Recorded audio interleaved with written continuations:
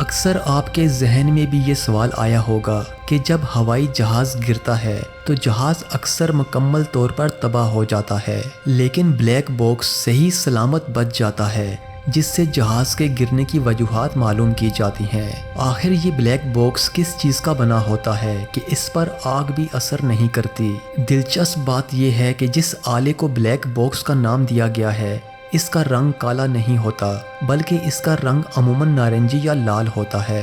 یہ باکس 3 تہوں پر مشتمل ہوتا ہے۔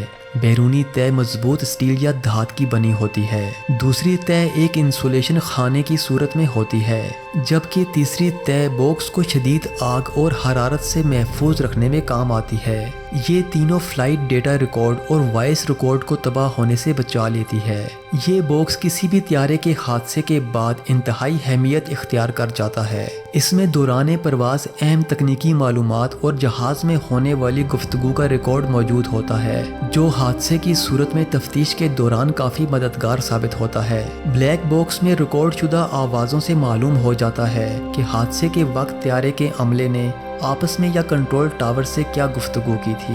آئیے اب اس کی کچھ تاریخ پر نظر ڈالتے ہیں۔ ڈیوڈ وارن نے 1953 میں پہلے کمرشل جیٹ طیارے کے گر کر تباہ ہونے کی تفتیش کے دوران ایک ایسے آلے کی ضرورت محسوس کی جس سے حادثے کی وجوہات کو سمجھنے میں مدد مل سکے۔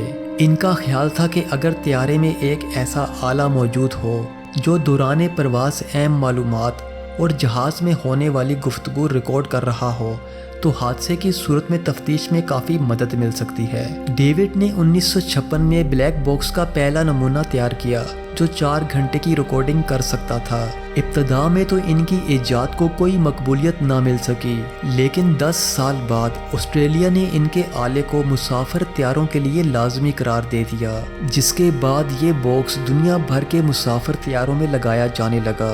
بلیک باکس کے کریش سروائیول یونٹس کے حفاظتی انتظامات کو آزمانے کے لیے اسے مختلف آزمائشوں سے گزارا جاتا ہے۔ اسے 1100 ڈگری درجہ حرارت والی آگ میں 1 گھنٹے تک رکھنے کے علاوہ 30 یوم کے لیے سمندر کے نمکین پانی میں 4270 میٹر کی گہرائی تک رکھ کر یہ دیکھا جاتا ہے کہ اتنی گہرائی میں اس سے نکلنے والے سگنل سطح تک پہنچتے ہیں یا نہیں۔ بلیک باکس کو محفوظ رکھنے کے لیے اسے طیارے کے پچھلے حصے میں لگایا جاتا ہے، کیونکہ حادثے کی صورت میں طیارے کے سامنے کا حصہ زمین سے اور پانی سے پہلے ٹکراتا ہے۔